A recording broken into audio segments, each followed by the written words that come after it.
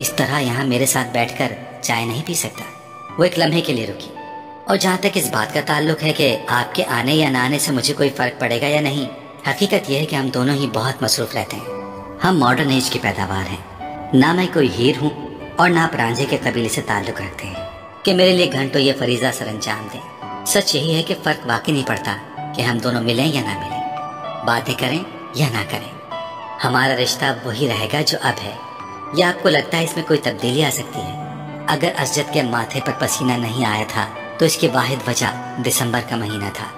उन दोनों की उम्र में 8 साल का फर्क था, मगर उस वक्त पहली बार असजद को ये फर्क 18 साल का महसूस हुआ। वो उसे अपने आप से 18 साल बड़ी लगने लगी थी। 2 हफ्ते पहले वो 19 की हुई थी, मगर इस वक्त असजद को लग रहा था जैसे वो टीन एज से सीधी अधेड़ उम्र में चली गई थी। वो खुद एक बार फिर ब्रिटेन में आ गया था। टांग पर टांग रखते असजद के चेहरे पर नजरें जमाए उसी बेतासुर अंदाज में उसके जवाब की मुंतजिर थी। असजद ने कुर्सी के हत्थे पर टिके उसके हाथ में मंगनी की अंगूठी को देखा और खनकार कर अपना गला साफ करने की कोशिश की। तुम बिल्कुल ठीक कह रही हो। मैं सिर्फ इसलिए डिस्कशन की बात कर रहा था कि हमारे दरमियान अंडरस्टैंडिंग डेवलप हो सके। असजद, मैं आपको बहुत अच्छी तरह समझती और जानती हूँ, और ये जानकर मुझे बहुत अफसोस हुआ कि आप समझते हैं कि हमारे दरमियान अभी भी किसी अंडरस्टैंडिंग को डेवलप करने की जरूरत है। मेरा ख्याल था हम दोनों के दरमियान अच्छी खासी अंडरस्टैंडिंग है। वो असजद का दिन नहीं था। असजद ने एतराफ़ किया। और अगर आपको ये ख्याल है कि एनाटमी और बिजनेस को डिस्कस करके हम कोई अंडरस्टैंडिंग डेवलप कर लेंगे तो ठीक है, आइंदा हम यही डिस्कस कर लिया करेंगे। इमामा के लहजे में लापरवाही का अंसर था। तुमको मेरी बात बुरी लगी है? बिल्कुल भी नहीं। मैं क्यों बुरा मानूंगी? उसके लहजे में मौजूद हैरत के अंसर ने असजद को मजीद शर्मिंदा कर दिया। शायद मैंने गलत बात की है। शायद नहीं, यकीनन। उसने तीनों लफ्जों पर बारी बारी जोर देते हुए कहा, तुम जानती हो मेरे नजदीक रिश्ता कितनी अहमियत का हामिल है। मेरे बहुत से ख्वाब हैं इस रिश्ते के हवाले से, तुम्हारे हवाले से। असजद ने गहरा सांस लेकर कहा। इमामा बेतासुर चेहरे के साथ उसी बेल को देख रही थी। शायद इसीलिए मैं जरूरत से ज्यादा हसास हो जाता हूँ। मुझे इस रिश्ते के हवाले से कोई खौफ नहीं है। मैं जानता हूँ ये रिश्ता हम दोनों की मर्जी से हुआ है। वो उसके चेहरे पर नजरें जमाए बड़े जज्ब से कह रहा था, और यकदम ही उसे एक बार फिर यह एहसास होने लगा था जैसे वो वहां मौजूद नहीं थी, उसकी बात नहीं सुन रही थी। असजद को लगा वो एक बार फिर खुद से बातें कर रहा था। एक बहुत बड़ी कोठी के अकब में मौजूद टैक्सी से म्यूजिक की आवाजें बाहर लॉन तक आ रही थी। बाहर मौजूद कोई भी शख्स टैक्सी के अंदर मौजूद लोगों की कुव्वते बर्दाश्त पर हैरानी का इजहार कर सकता था, लेकिन वो टैक्सी के अंदर मौजूद लोगों की हालत देख लेता तो वो उस हैरान कुन कुव्वते बर्दाश्त की वजह जान जाता। टैक्सी में मौजूद 6 लड़के जिस हालत में थे, उस हालत में उससे ज्यादा तेज और बुलंद म्यूजिक भी उन पर असरअंदाज ना हो सकता था। और जहाँ तक 7वें लड़के का ताल्लुक था तो वह ऐसी किसी चीज से मुतासिर नहीं होता था। एनेक्सी का वो कमरा उस वक्त धुएं के मरगोलों और अजीब किस्म की बू से भरा हुआ था। कालीन पर एक मशहूर रेस्टोरेंट से लाए गए खानों के खुले हुए डब्बे और डिस्पोजेबल प्लेट्स, चमचे भी पड़े थे। कालीन पर खाने पीने की बची कुची चीजें और हड्डियां भी इधर उधर फेंकी गई थी। सॉफ्ट ड्रिंक की प्लास्टिक की बोतलें भी इधर उधर लुढ़क रही थी। केचप की बोतलों से निकलने वाली केचप कालीन को कुछ और बदनुमा बना रही थी। वो 7 लड़के उसी कालीन पर एक दूसरे से कुछ फासले पर विराजमान थे। उनके सामने कालीन पर बियर के खाली कैंस का एक ढेर भी लगा हुआ था। और तफरीह का ये सिलसिला वहीं तक नहीं रुका था। उस वक्त वो इन ड्रग्स को इस्तेमाल करने में मसरूफ थे जिनका इंतजाम उनमें से किसी एक ने किया था। पिछले 2 माह में वो तीसरी बार इस एडवेंचर के लिए इकट्ठे हुए थे और 3 मौके पर वो 4 मुख्तलिफ किस्म की ड्रग्स इस्तेमाल कर चुके थे। पहली बार उन्होंने वो ड्रग इस्तेमाल की थी जो उनमें से एक को अपने बाप के दराज से मिली थी। दूसरी बार उन्होंने जो ड्रग्स इस्तेमाल की थी वो उन्होंने अपने एक स्कूल फेलोज के तवस्सुत से इस्लामाबाद के एक क्लब से खरीदी थी। और इस बार वो जो ड्रग इस्तेमाल कर रहे थे वो उन्होंने एक ट्रिप पर रावलपिंडी की एक मार्केट में अफगान से खरीदी थी। तीनों मौकों पर उन्होंने उन ड्रग्स के साथ अल्कोहल का इस्तेमाल किया था जिसका हुसूल उनके लिए मुश्किल नहीं था। उस वक्त भी उन 7 लड़कों में से 6 लड़के पूरी तरह नशे में थे। उनमें से एक अभी भी कांपते हाथों के साथ ड्रग्स को सूंघने की कोशिश कर रहा था, जबकि 2 लड़के सिगरेट पीते हुए बाकी लड़कों के साथ टूटी फूटी गुफ्तगू कर रहे थे। सिर्फ 7वां लड़का मुकम्मल तौर पर होश में था। उस लड़के का चेहरा पिंपल से भरा हुआ था। और उसके गले में मौजूद एक सियाह तंग में 3-4 तांबे की अजीब सी शक्लों के जेवरात पुरोए हुए थे। एल्विस प्रेस्ले स्टाइल के कॉलर वाली एक चेकदार डार्क ब्लू शर्ट के साथ एक बेहुदा सी सुरमई जीन्स पहने हुए था, जिसके दोनों घुटनों पर मैडोना का चेहरा पेंट किया गया था। उसने आंखें खोलकर अपने दाएं तरफ मौजूद लड़कों पर एक उचटती नजर डाली। उसकी आंखें सुर्ख हो रही थीं, मगर उस सुर्खी के बावजूद ऐसा कोई तासुर नहीं दे रही थी कि वो बाकी लड़कों की तरह मुकम्मल तौर पर नशे की गिरफ्त में था। चंद मिनट उन्हें देखने के बाद उसने सीधे होते हुए डिबिया में मौजूद बाकी ड्रग्स कोन में डाल दी और एक छोटे से स्ट्रॉ के साथ उसे सूंघने लगा। काफी देर बाद उसने स्ट्रॉ को एक तरफ फेंक दिया और अपने हाथ की पोर पर थोड़ी सी ड्रग रखकर जबान की नोक के साथ कुछ दिलचस्पी, तजस्सुस मगर एहतियात के साथ उसे चखा।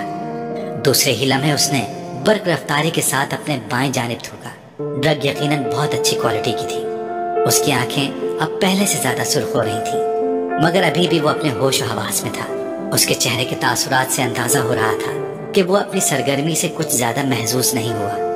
1-2 मिनट के बाद उसने अपने पास कालीन पर पड़े हुए बेयर के केन से चंद घूंट लेते हुए ड्रग्स के जायके को साफ करने की कोशिश की। केन रखने के बाद वो चंद मिनट तक कोन में मौजूद ड्रग्स को देखता रहा। 2 से 6 लड़के उस वक्त नशे में पूरी तरह धुत कारपेट पर औंधे सीधे पड़े थे, मगर वो अब भी उसी तरह बैठा केन में मौजूद बेयर के घूंट लेते हुए पुरसोच अंदाज में उन सबको देखता रहा। उसकी आंखें अब मुतव्वरिम हो रही थी, मगर उनमें मौजूद चमक बता रही थी कि वो अभी भी मुकम्मल तौर पर नशे में नहीं है। ये उसके साथ तीसरी बार हुआ था। पहली 2 बार ड्रग्स इस्तेमाल करने के बाद वो इसी तरह बैठा रहा था, जबकि उसके दोस्त बहुत जल्द नशे में धुत हुए थे। रात के पिछले पहर वो इन लोगों को इसी हालत में छोड़कर खुद घर आ गया था। आज भी वो यही करना चाहता था। कमरे के अंदर मौजूद ड्रग की बू से अब पहली बार वो उलझने लगा। उसने खड़े होने की कोशिश की और वो लड़खड़ाया। अपनी लड़खड़ाहट पर काबू पाते हुए वो सीधा खड़ा हो गया। नीचे झुककर उसने कारपेट से की रिंग, वॉलेट और क्रेडिट कार्ड उठाए। फिर आगे बढ़कर उसने स्टीरियो को बंद कर दिया। अपनी मुतवर्रिम और सुर्ख आंखों से उसने कमरे में एक नजर दौड़ाई, यूं जैसे वो कोई चीज याद करने की कोशिश कर रहा हो। फिर वो कमरे के दरवाजे की तरफ बढ़ गया। एक बार फिर नीचे बैठकर उसे जॉकर्स पहने, उनके तस्मों को टखनों के गिर्द लपेटकर गिरह बांधी। फिर दरवाजे का लॉक खोलकर वो बाहर निकल गया। रोशनी से एकदम वो कॉरिडोर की तारीकी में आ गया था। अंधेरे में अपना रास्ता ढूंढते हुए वो एनेक्सी के बैरूनी दरवाजे को खोलता हुआ बाहर लॉन में आ गया। एनेक्सी की सीढ़ियां उतरते हुए अपनी नाक से कोई चीज बहती महसूस हुई। बायां हाथ उठाकर उसने अपने ऊपरी होंठ पर रखा। उसकी उंगलियां चिपचिपाने लगी थी। उसने हाथ उठाते हुए अपनी उंगलियों को एनेक्सी की बैरूनी लाइट की रोशनी में देखा। उसके पोरों पर खून के कतरे लगे हुए थे। उसने अपनी ट्राउजर की जेब टटोलते हुए अंदर से एक रुमाल बरामद किया और अपनी पोरों पर लगा खून साफ किया। उसके बाद उसी रुमाल के साथ उसने अपनी नाक से चमकने वाला खून साफ किया। उसे अपने हलक में कोई चीज चुभती हुई महसूस हुई। उसने खनकार कर अपना गला साफ करने की कोशिश की। उसे अब अपने सीने में घुटन का एहसास होने लगा। चंद गहरी सांस लेकर उसने घुटन को कम करने की कोशिश की। वहीं खड़े खड़े उसने 2-3 बार नीचे थूका और एक बार फिर सीढ़ियां उतरने के लिए कदम बढ़ाया।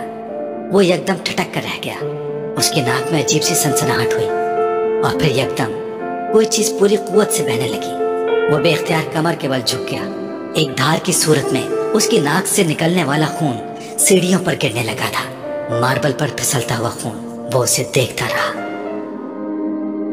गोल्फ क्लब में तकरीबें तकसीम इनामात मुनक्किद की जा रही थी। 16 साला सालार सिकंदर भी अंडर 16 की कैटेगरी में 7 अंडर पार के स्कोर के साथ पहली पोजीशन की ट्रॉफी वसूल करने के लिए मौजूद था।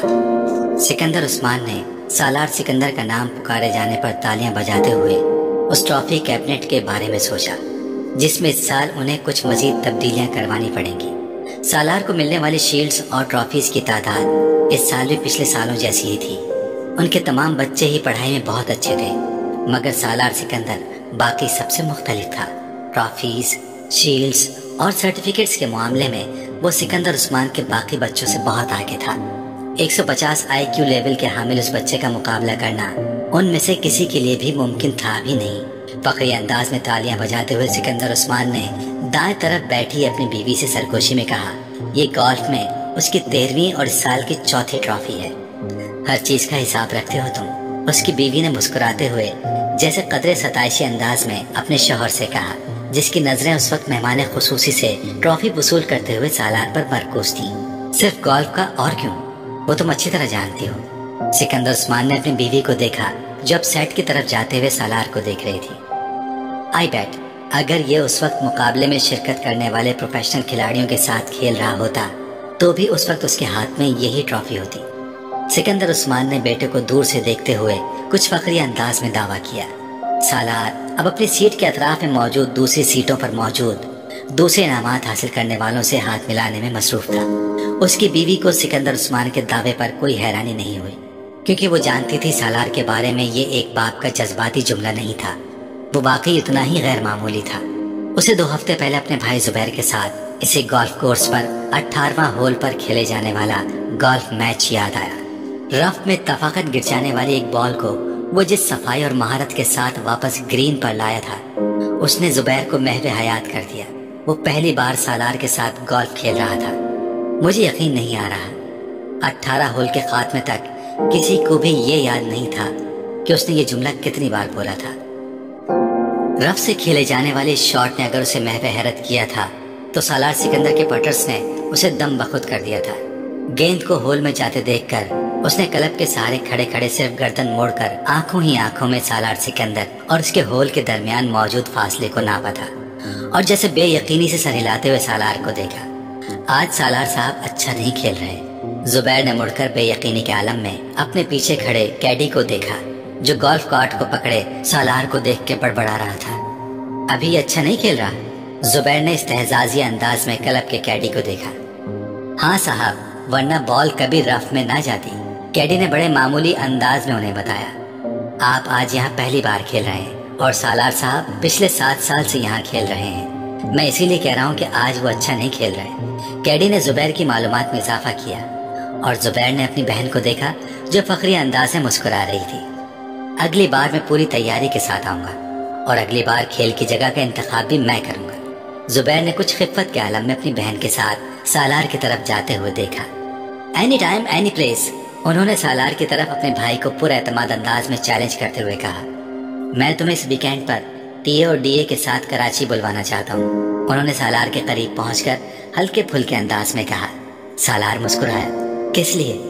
मेरे बिहाफ पर तुम्हें कराची चैम्बर ऑफ कॉमर्स के सदर के साथ एक मैच खेलना है। मैं इस बार इलेक्शंस में उससे हारा हूँ।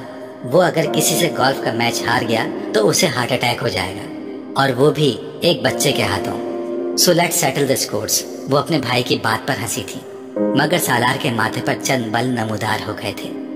बच्चा? उसने उनके जुमले में मौजूद वाहिद काबिल एतराज लफ्ज पर जोर देते हुए उसे दोहराया। मेरा ख्याल है अंकल, मुझे कल आपके साथ 18 होल्स का एक और गेम खेलना पड़ेगा। अजद दरवाजा खोलकर अपनी माँ के कमरे में दाखिल हुआ। अम्मी, आपसे एक जरूरी बात करनी है। हाँ कहो, क्या बात है? अजद सोफे पर बैठ गया। आप हाशिम अंकल की तरफ नहीं गई? नहीं, क्यों, खास बात है? हाँ, ये मामा इस वीकेंड पर आई। अच्छा, आज शाम को चलेंगे। वहाँ शकीला ने मुस्कुराते हुए कहा। हाँ, मैं गया था। कैसी है वो? इस बार तो खासे अरसे बाद आई है, शकीला को याद आया।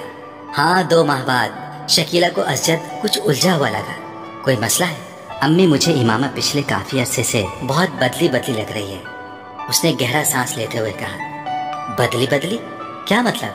मतलब तो मैं शायद आपको नहीं समझा सकता, बस उसका रवैया मेरे साथ कुछ अजीब सा है, अजद ने कंधे उचकाते हुए कहा। आज तो वो एक मामूली सी बात पर नाराज हो गई, पहले जैसी कोई बात नहीं रही उसमें। मैं समझ नहीं पा रहा उसे हुआ क्या है। तुम्हें वहम हो गया होगा अजद, उसका रवैया क्यों बदलने लगा? तुम कुछ ज्यादा ही जज्बाती होकर सोच रहे हो। शकीला ने उसे हैरानी से देखा। नहीं अम्मी, पहले मैं भी यही समझ रहा था कि शायद मुझे वहम हो गया है, लेकिन अब खास तौर पर आज मुझे अपने ये एहसासात वहम नहीं लगे। वो बहुत उखड़े अंदाज से बात करती रही मुझसे। तुम्हारा क्या ख्याल है, उसका रवैया क्यों बदल गया है? शकीला ने ब्रश मेज पर रखते हुए कहा। ये तो मुझे नहीं पता। तुमने पूछा उससे? एक बार नहीं, कई बार। फिर हर बार आपकी तरह वो भी यही कहती है कि मुझे गलत फहमी हो गई है, उसने कंधे उचकाते हुए कहा। कभी कहती है स्टडीज की वजह से ऐसा है, कभी कहती है कि अब वो मैच्योर हो गई है इसलिए। ये ऐसी कोई गलत बात तो नहीं है, हो सकता है वाकई ये बात हो, शकीला ने कुछ सोचते हुए कहा। अम्मी, बात संजीदगी की नहीं है, मुझे लगता है वो मुझसे कतराने लगी है। अरशद ने कहा। तुम फजूल बातें कर रहे हो अरशद, मैं नहीं समझती कि ऐसी कोई बात होगी। वैसे भी तुम दोनों तो बचपन से एक दूसरे को जानते हो, एक दूसरे की आदत से वाकिफ हो। शकीला को बेटे के खदशात बिल्कुल बेमानी लगे। जाहिर है उम्र के साथ साथ कुछ तब्दीलियां आ ही जाती हैं। अब बच्चे तो नहीं रहे हो तुम लोग, तो मामूली मामूली बात पर परेशान होने की आदत छोड़ दो। उन्होंने बेटे को समझाते हुए कहा। वैसे भी हाशिम भाई अगले साल उसकी शादी कर देना चाहते हैं। वो कह रहे थे कि वो बाद में अपनी तालीम मुकम्मल करती रहेगी, कम से कम वो तो अपने फर्ज से सुबुकदोश हो जाए। शकीला ने इंकिशाफ किया। अंकल ने ऐसा कहा? अरशद कुछ चौंका। कई बार कहा है, मेरा ख्याल है वो लोग तो तैयारियां भी कर रहे हैं। अरशद ने एक इत्मीनान भरा सांस लिया। हो सकता है मामा इसी वजह से कदरे परेशान हो। हाँ हो सकता है, बहरहाल यही सही है, अगले साल शादी हो जानी चाहिए, अरशद ने कुछ मुतमईन होते हुए कहा। वो 16-17 साल का एक दुबला पतला मगर लंबा लड़का था। उसके चेहरे पर बलूगत का वो गहरा रुआ नजर आ रहा था जिसे एक बार भी शेव नहीं किया गया था, और उस रुए ने उसके चेहरे की मासूमियत को बरकरार रखा था। वो स्पोर्ट्स शॉर्ट्स और एक ढीली ढाली शर्ट पहने हुए था। उसके पैरों में कॉटन की जुराबें और जॉगर्स थे। च्युइंगम चबाते हुए उसकी आंखों में एक अजीब तरह की बेचैनी और इस्तिराब था। वो उस वक्त एक पुरहुजूम सड़क के बीचों बीच एक हैवी ड्यूटी मोटरसाइकिल पर बैठा हुआ तेजी से तकरीबन उसे उड़ाए ले जा रहा था। वो किसी किस्म के हेलमेट के बगैर था और वो बहुत रश अंदाज से मोटरसाइकिल को चला रहा था। उसने 2 दफा सिग्नल तोड़ा, 3 दफा खतरनाक तरीके से कुछ गाड़ियों को ओवरटेक किया। अब बाराते उसका अगला पहिया उठा दिया और कितनी ही दूर तक सिर्फ एक पहिए पर बाइक चलाता रहा। 2 दफा दाएं बाएं देखे बगैर उसने बर्क रफ्तारी से अपनी मर्जी का टर्न लिया। 1 दफा वो जिगजैग अंदाज में बाइक चलाने लगा। 6 दफा उसने पूरी रफ्तार से बाइक चलाते हुए अपने दोनों पांव उठा दिए। फिर यकदम उसी रफ्तार से बाइक चलाते हुए उसने वन वे की खिलाफ वर्जी करते हुए उस लेन को तोड़ा और दूसरी लाइन में जन्नाटे के साथ घुस गया। सामने से आती हुई ट्रैफिक की ब्रेकें यकदम चरचराने लगी। उसने फुल स्पीड पर बाइक चलाते हुए यकदम हैंडल पर से अपने हाथ हटा दिए। बाइक पूरी रफ्तार के साथ सामने से आने वाली गाड़ी के साथ टकराई और वो एक झटके के साथ हवा में बुलंद हुआ और फिर किसी चीज पर गिरा। उसे अंदाजा नहीं हुआ, उसका जहन तारीक हो चुका था। वो दोनों लड़के स्टेज पर एक दूसरे के बिलमुकाबिल रोस्ट्रम के पीछे खड़े थे, मगर हॉल में मौजूद स्टूडेंट्स की नजरें हमेशा की तरह उनमें से एक पर मरकूज थी। वो दोनों हेड बॉय के इंतखाब के लिए कन्विंसिंग हो रहे थे और वो प्रोग्राम भी उसका एक हिस्सा था। दोनों के रोस्ट्रम पर एक एक पोस्टर लगा था, जिनमें से एक पर वोट फॉर सालार और दूसरे पर वोट फॉर फैजान लिखा था। उस वक्त फैजान हेड बॉय बन जाने के बाद अपने मुमकिन इक़दामात का ऐलान कर रहा था, जबकि सालार पूरी संजीदगी के साथ उसे देखने में मसरूफ था। फैजान स्कूल का सबसे अच्छा मुकर्रिर था और उस वक्त भी वो अपने जोश खिताबत के कमाल दिखाने में मसरूफ था और उसे ब्रिटिश लहजे में बात कर रहा था, जिसके लिए वो मशहूर था। बेहतरीन साउंड सिस्टम की वजह से उसकी आवाज और अंदाज दोनों खासे मुतासिर कुन थे। हॉल में बिलाशुबा सकूत तारी था और ये खामोशी सिर्फ उस वक्त टूटती जब फैजान के सपोर्टर्स उससे किसी अच्छे जुमले पर दाद देना शुरू होते। हॉल एकदम तालियों से गूंज उठता। आधे घंटे बाद जब वो अपने लिए वोट की अपील करने के बाद खामोश हुआ तो हॉल में अगले मिनट तक तालियां और सीटियां बजती रहीं। इन तालियों में खुद सालार सिकंदर भी शामिल था। फैजान ने एक फातिहाना नजर हॉल पर और सालार पर डाली और उसे तालियां बजाते हुए देखकर उसने गर्दन के हल्के इशारे से उसे सराहा। सालार सिकंदर आसान हरीफ नहीं था, ये वो अच्छी तरह जानता था। स्टेज सेक्रेटरी अब सालार के लिए अनाउंसमेंट कर रहा था। तालियों की गूंज में सालार ने बोलना शुरू कर दिया। Good morning friends. वो एक लहजा ठहरा। फैजान अकबर एक मुकर्रिर के तौर पर यकीनन हमारे स्कूल का असासा है। मैं या दूसरा कोई भी उनके मुकाबले में किसी स्टेज पर खड़ा नहीं हो सकता। वो एक लम्हे के लिए रुका। उसने फैजान के चेहरे को देखा जिस पर एक फखरिया मुस्कुराहट उभर रही थी, मगर सालार के जुमले के बाकी हिस्से ने अगले लम्हे उस मुस्कुराहट को गायब कर दिया। अगर मामला सिर्फ बातें बनाने का हो तो हॉल में हल्की सी खिलखिलाहटें उभरी। सालार के लहजे की संजीदगी बरकरार थी, मगर एक हेड बॉय और मुकर्रिर में बहुत फर्क होता है। मुकर्रिर को बातें करना होती हैं, हेड बॉय को काम करना होता है। दोनों के दरमियान टॉकर और डूअर का फर्क होता है, और great talkers are not great doors.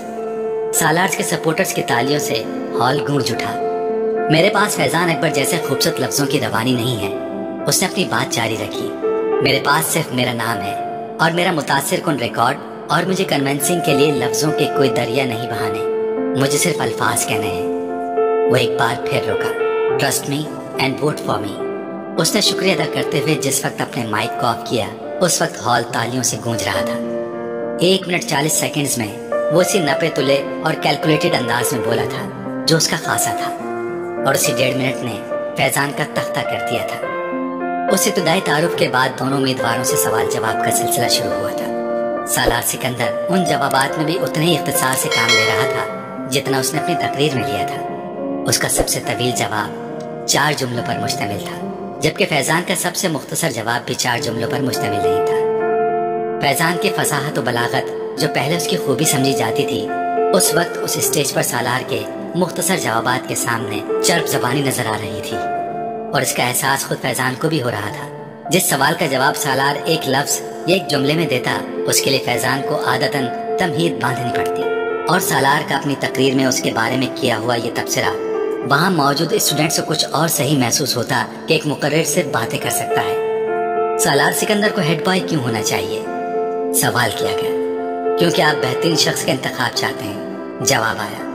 कि ये जुमला खुद सताइशी नहीं है, एतराज किया गया। नहीं, ये जुमला खुद शनासी है, एतराज को रद्द कर दिया गया। खुद सताइशी और खुद शनासी में क्या फर्क है, एक बार फिर चुपते हुए लहजे में पूछा गया, वही जो फैजान अकबर और सालार सिकंदर में है। संजीदगी से कहा गया, अगर आपको हेड बॉय ना बनाया तो आपको क्या फर्क पड़ेगा? फर्क मुझे नहीं, आपको पड़ेगा। कैसे? अगर बेहतरीन आदमी को मुल्क का लीडर ना बनाया जाए तो फर्क कौम को पड़ता है, उस बेहतरीन आदमी को नहीं। आप अपने आप को बेहतरीन आदमी कह रहे हैं, एक बार फिर एतराज किया गया। क्या इस हॉल में कोई ऐसा है जो खुद को बुरे आदमी के साथ इक्वेट करे? हो सकता है हो, फिर मैं उससे मिलना चाहूंगा। हॉल में हंसी की आवाज उभरी। हेड बॉय बनने के बाद सालार सिकंदर जो तब्दीलियां लाएगा उसके बारे में बताएं। तब्दीलियां बताई नहीं जाती, दिखाई जाती हैं, और ये काम हेड बॉय बनने से पहले नहीं कर सकता। चंद और सवाल किए गए। फिर स्टेज सेक्रेटरी ने हाज़रीन में से एक आखिरी सवाल लिया। वो एक श्रीलंकन लड़का था जो कुछ शरारती अंदाज में मुस्कुराते हुए खड़ा हुआ। अगर आप मेरे एक सवाल का जवाब दे दें तो मैं और मेरा पूरा ग्रुप आपको वोट देगा। सालार उसकी बात पर मुस्कुराया। जवाब देने से पहले मैं जानना चाहूंगा कि आपके ग्रुप के कितने लोग हैं, उसने पूछा। 6, उस लड़के ने कहा। सालार ने सर हिलाया। ओके, सवाल करें। आपको कुछ हिसाब किताब करते हुए मुझे बताना है कि अगर हम 2,67,895 में 9,52,852 को जमा करें, फिर उसमें से 3,99,999 को तफरीक करें, फिर उसमें 9,29,292 को जमा करें, और उसे वो श्रीलंकन लड़का ठहर ठहर कर एक कागज पर लिखा हुआ एक सवाल पूछ रहा था। 6 के साथ ज़रब दें, फिर उसे 2 के साथ तकसीम करें और जवाब में 4,92,359 को जमा कर दें तो क्या जवाब आएगा?